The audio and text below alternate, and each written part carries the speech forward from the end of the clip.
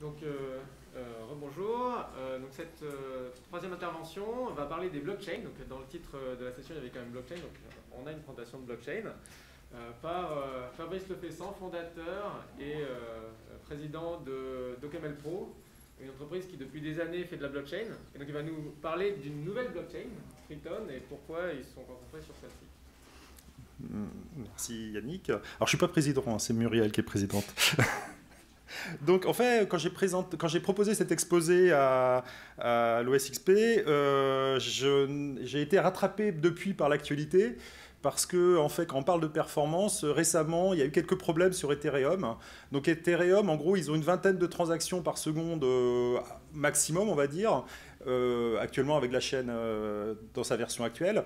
Et on voit que sur l'année, par exemple, 2021, bah, du coup, le prix pour faire passer une transaction sur Ethereum a beaucoup augmenté. Donc, on est passé de moins de 5 dollars pour une transaction à 65 dollars, je crois, en moyenne. Je devrais regarder ici.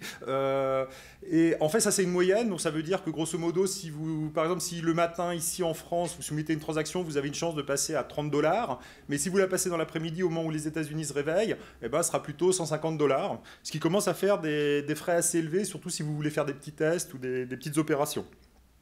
Et puis, aussi, en septembre, la Friton a annoncé qu'ils avaient battu le record du nombre de transactions par seconde.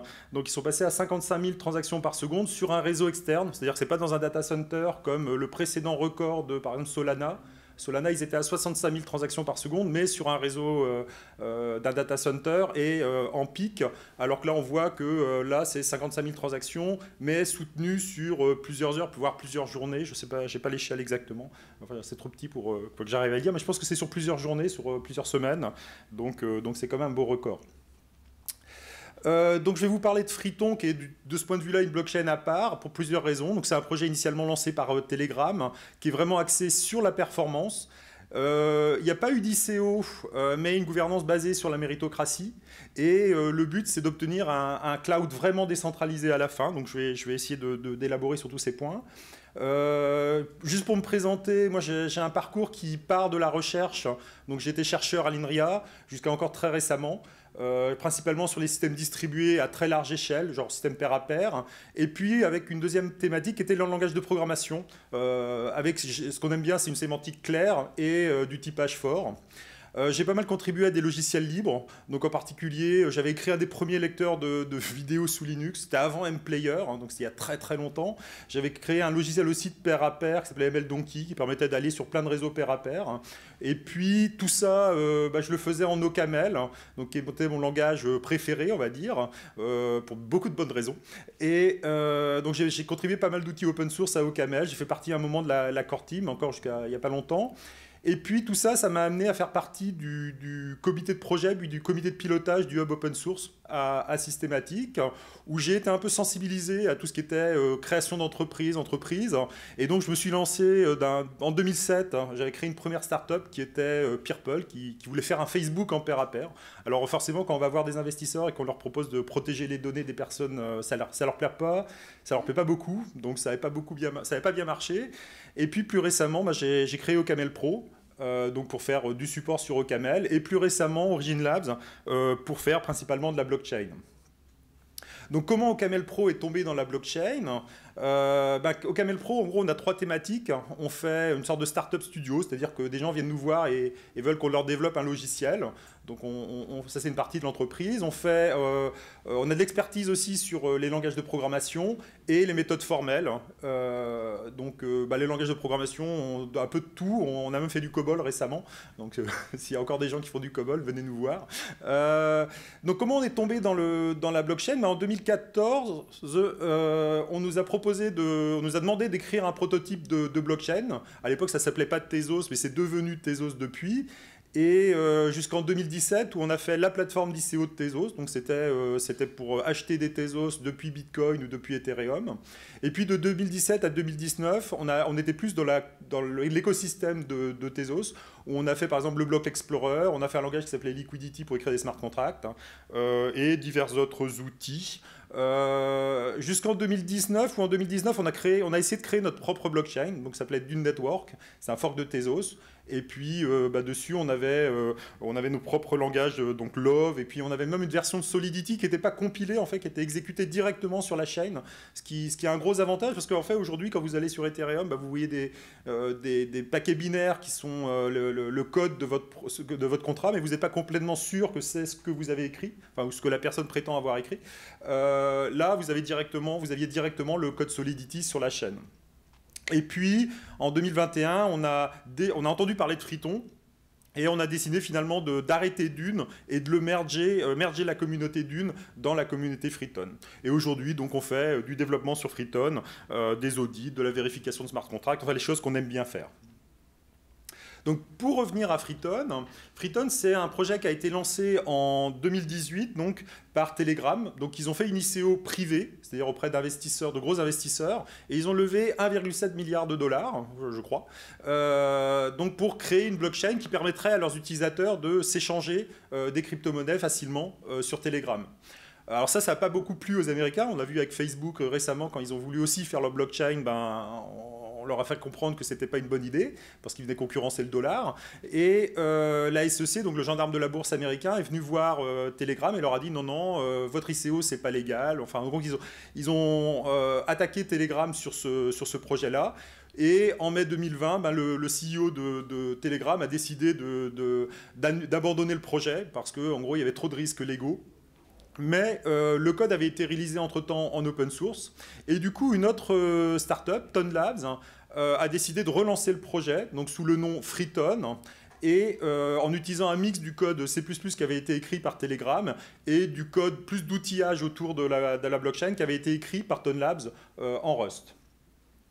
Donc le projet il est parti en se lançant avec une cagnotte de 5 milliards de tokens, donc ça s'appelle des tonnes cristal, à pas confondre avec d'autres tonnes, parce qu'en fait c'est assez marrant, lancer de blockchain, il y a toujours des gens qui continuent de trader la crypto alors que la blockchain n'existe plus, donc il faut se méfier. Et donc ces 5 milliards de tokens, ils servent à financer le développement de la blockchain, donc tous les gens qui veulent contribuer à Friton, ils peuvent le faire et demander des financements, et ça se fait à travers des concours. Donc je vais expliquer ça un peu comment ça se passe. Alors avant, juste quelques caractéristiques techniques, si vous connaissez un peu en blockchain. Donc c'est vraiment une blockchain qui a été tunée pour la performance. Elle a tout ce qu'on retrouve dans ce que j'appelle la 3e génération de blockchain, qui est à peu près celle de Tezos. Donc il y a des smart contracts comme il y avait dans Ethereum, par exemple. Alors comme c'est fait par des Russes, ils ont rajouté C et C++ comme langage de programmation de smart contract, donc c'est pas très habituel, mais on peut quand même utiliser aussi Solidity, qui est quand même le langage le plus connu dans la blockchain. Il y a de la proof of stake, donc c'est, enfin si vous voyez à peu près comment ça marche, les algorithmes de consensus sur les blockchains, il y a d'un côté, il y a Bitcoin et tout ce qui est avoir un data center qui fait des gros calculs, donc c'est la proof of work pour faire avancer la chaîne, donc c'est extrêmement pas écologique, on va dire. Et l'inverse de ça, c'est donc la proof of stake, la preuve d'enjeu, qui consiste à non pas mettre du calcul pour dire qu'un bloc, il faut le rajouter, mais mettre de l'argent. Donc c'est les gens qui ont de l'argent sur la blockchain qui vont cautionner un bloc, et c'est ça qui va faire avancer la blockchain. Et du coup, il n'y a pas besoin de gros calculs, c'est beaucoup plus écologique, on va dire. Et puis, il y a une autre fonctionnalité, c'est la gouvernance on-chain. Donc ça, ça fait un peu partie de tout ce qui était blockchain de 3e génération. Sur ça, Friton, il rajoute un côté donc amélioration des performances. Donc ils font ce qu'on appelle du sharding, c'est-à-dire ils vont, au lieu d'avoir une blockchain, en fait ils ont alors, dizaines ou centaines de blockchains qui tournent en parallèle. Donc il y a ce qu'on appelle une master chain qui fait la synchronisation entre toutes les chaînes. Et puis ils ont des work chains. Alors aujourd'hui il n'y en a qu'une, mais il y a la possibilité d'en avoir autant qu'on veut. Et puis, par exemple, la workchain actuelle, donc elle a 16 shards. Donc c'est en quelque sorte 16 blockchains qui font partie de cette blockchain-là. Et donc quand vous faites une transaction, votre transaction, elle est incluse sur l'une des blockchains. Et donc ça permet vraiment de paralléliser l'exécution des transactions pour justement atteindre les chiffres que je vous ai donnés au démarrage de 55 000 transactions par seconde. Donc en fait, par exemple sur la workchain 0, on peut aller jusqu'à 256 shards si nécessaire, même si aujourd'hui les 16 suffisent pour le trafic actuel. Une autre fonctionnalité intéressante, c'est ce qu'on appelle la finalité immédiate. C'est le fait que comme ils utilisent un consensus qui s'appelle Probabilistic Byzantine Fault Tolerant, donc c'est quelque chose qui a été introduit dans les blockchains par Cosmos, où c'était l'algorithme Tendermint. Donc eux, ils ont leur propre version de cet algorithme-là. Mais c'est des consensus qui permettent en gros, dès qu'un bloc est accepté, est validé, il n'y a pas de retour en arrière possible. Et donc si vous avez fait une transaction, dès qu'elle est dans le bloc, c'est considéré comme définitif. Alors que si vous allez sur Ethereum ou Bitcoin, si vous faites une transaction, vous allez devoir attendre qu'un certain nombre de blocs soient rajoutés par-dessus pour être sûr qu'il n'y aura pas de retour en arrière sur la chaîne. Et du coup, si vous faites une transaction sur Bitcoin ou sur Ethereum aujourd'hui, il faut attendre une demi-heure, ça peut aller jusqu'à 1 heure, pour être sûr que votre transaction est vraie. Enfin, ne reviendra pas en arrière. Là, on est plutôt dans l'ordre de 5 secondes, ce qui se prête quand même bien à avoir des services déployés sur la blockchain. Et puis, il y a une exécution non transactionnelle des smart contracts. Donc ça, c'est si vous envoyez une opération sur un smart contract, dans les blockchains traditionnelles, en fait, s'il y a un smart contract qui appelle un autre smart contract, qui appelle un autre smart contract, et ainsi de suite, tout ça, ça s'exécute dans une transaction. Et s'il y a une erreur, toute la transaction revient en arrière. Ce n'est pas du tout le cas dans Freeton. Si vous envoyez un message en fait à un smart contract, il s'exécute sur un shard et il va pouvoir envoyer des messages à d'autres smart contracts, mais ça se fera de façon asynchrone, c'est-à-dire que le message il est envoyé et c'est le smart contract suivant, il s'exécute dans une autre transaction en fait. Donc les smart contracts, l'exécution, l'enchaînement des smart contracts, il s'effectue sans qu'il y ait une transaction qui englobe tout.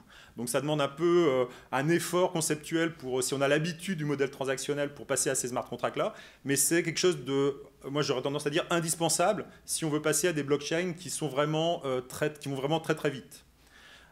Et puis l'implémentation, elle est en train de passer à la version Rust. Donc en fait le record que je vous ai montré tout à l'heure, en fait il a été fait sur un réseau en Rust qui n'est pas le réseau actuel qui est en C++, mais qui devrait passer à la fin du mois de novembre, donc du C++ à la version Rust. Donc ça va être un gros chamboulement.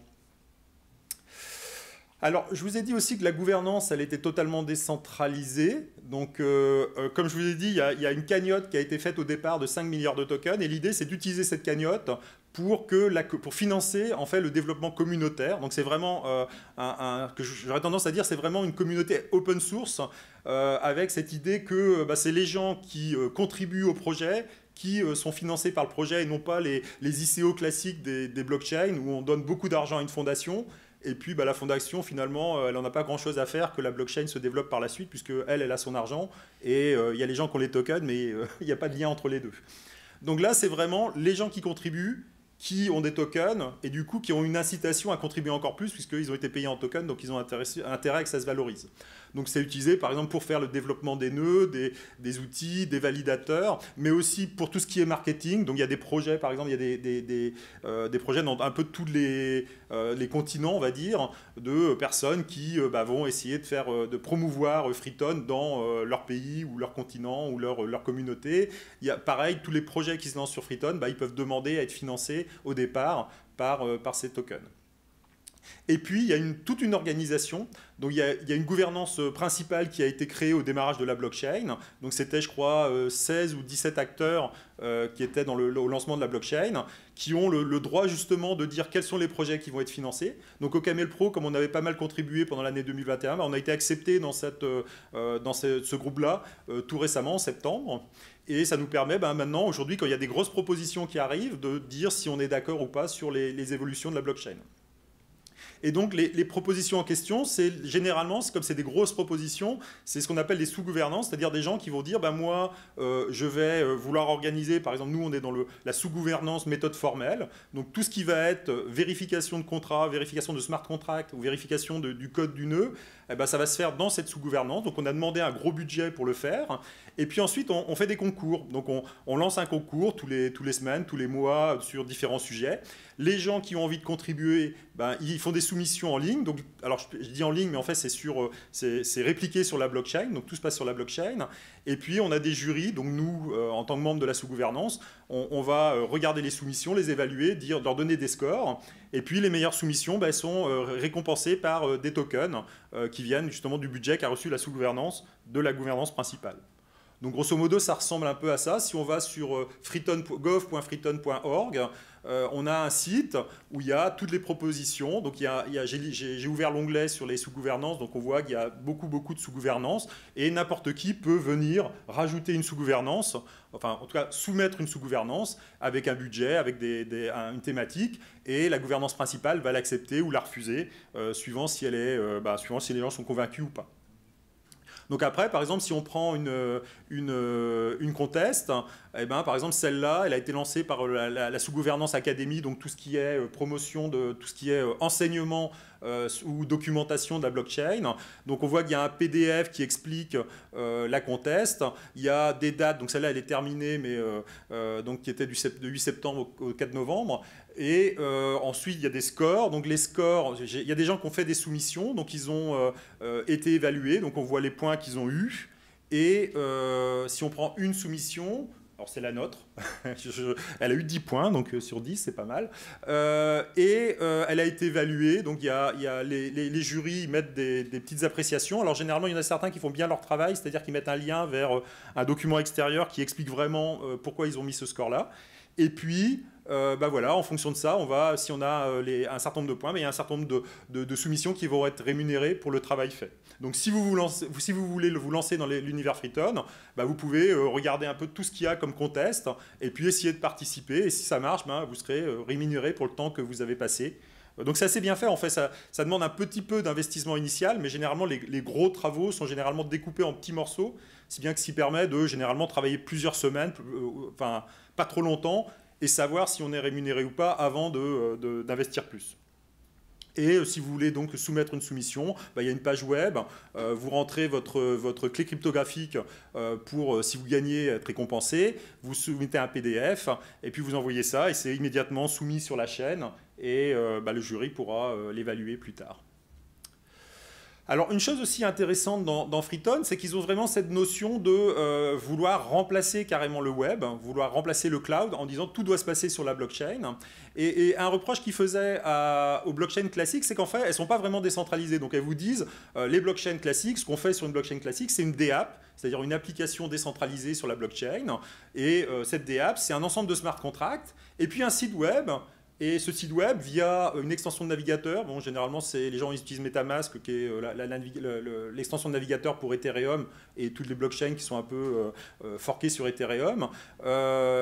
Et du coup, en fait, quand vous faites ça, en fait, vous avez un single point of failure qui est l'application web. En gros, vous êtes obligé de passer par ce site web, et ce site web, y a des limitations qui sont liées, par exemple, à la législation, à l'endroit où ce site web est déployé, et ainsi de suite. Donc, c'est pas vraiment une application décentralisée, bien que le nom le fasse croire. Et donc, sur Freeton, ils ont dit, non, nous, on veut vraiment de la décentralisation, et pour ça, on va créer ce qu'ils appellent des DBOT. Donc ce sont des smart contracts qu'on déploie sur la blockchain, mais qui ne sont pas exécutés sur la chaîne, qui sont exécutés en fait par l'utilisateur sur son ordinateur, et qui sont en fait un bot avec lequel on discute pour discuter avec des smart contracts qui sont sur la blockchain. Donc en fait, ce qu'ils font, c'est qu'ils stockent finalement l'application web sur la blockchain elle-même. Et donc d'une certaine façon, elle n'est plus sur un site web, elle est décentralisée, et donc elle n'est plus par exemple soumise aux législations locales, elle est juste dans la blockchain qui est internationale. Et puis, ces DBOT, ils sont exécutés sur n'importe quelle wallet, donc soit un wallet web, mobile ou terminal. Donc, c'est vraiment décentralisé. Et voilà. En fait, je fais un petit rappel des fonctionnalités de Freeton. Donc on peut... Non, mais c'était juste pour rappeler. Donc, en gros, c'est une blockchain qui était vraiment axée sur la haute performance. Donc, elle a battu le record du monde récemment. Et puis, il y a un certain nombre de features dont je vous ai parlé qui se retrouvent dans d'autres blockchains, mais vraiment tunées pour la performance dans Freeton. Et puis, il y a cette gouvernance qui est vraiment basée sur la méritocratie et pas juste sur... voilà, les gens étaient... Il y a des gens qui étaient au cœur de la blockchain, qui ont reçu l'argent de l'ICO au début et puis qui font un peu ce qu'ils veulent. Là, c'est vraiment... L'argent est utilisé pour vraiment développer le projet, et tout ça, bien sûr, en open source. Voilà. Alors, si vous voulez vous intéresser, n'hésitez pas à venir nous contacter. On pourra vous aider, de vous donner des pointeurs et tout ça. Est-ce qu'on a des questions? Donc rapprochez-vous des micros si vous voulez. J'ai été trop clair en fait. Combien est-ce que tu as gagné en tonnes cristal pour cette présentation? Il faudrait peut-être que je me renseigne si. Mais je pense qu'il y a des contests effectivement sur le. En fait, ils ont je pense dans la sous-gouvernance académique, par exemple, ils ont des contests où on peut, à un moment donné, ils demandent aux gens, dans les 6 derniers mois, quelles sont les contributions que vous avez faites en termes de marketing pour la blockchain. Et donc, on doit lister si on a écrit des articles de blog, si on a fait des présentations comme ça. Et effectivement, donc il y a un concours. Et si on est dans les 3, 5, 10 premiers, on peut effectivement être rémunéré. Alors, je ne pense pas que je vais le faire parce que je ne fais pas tant que ça de présentation, mais voilà. Est-ce qu'on a d'autres questions? Est-ce que vous pouvez vous rapprocher du micro? Oui, bonjour. Est-ce que vous... Ça marchait. Oui, bonjour. Est-ce que vous pensez qu'il y aurait un risque d'être interdit par les gouvernements si jamais votre projet prend plus d'ampleur, qu'il connaîtrait plus de succès? Il y a le même risque que sur n'importe quelle blockchain. Donc il y a toujours un risque. Par exemple, je sais que la Chine a récemment interdit le Bitcoin, a interdit toutes les blockchains sur son territoire. Après, oui, les États peuvent toujours interdire, mais après, il faut qu'ils aient les moyens de le faire. Donc tous les pays n'ont pas l'infrastructure pour dire on va filtrer tout le trafic. C'est quand même un réseau pair à pair et ainsi de suite. Donc ça, c'est des problématiques qui sont liées à toutes les blockchains, mais avec un avantage qui, effectivement, il n'y a pas ce côté serveur web, où là, un État peut très bien interdire des serveurs web qui seraient déployés sur son territoire. C'est très facile, il suffit d'aller d'arrêter la machine qui fait tourner le serveur web. Là, effectivement, comme les interfaces sont sur la blockchain, c'est beaucoup plus compliqué.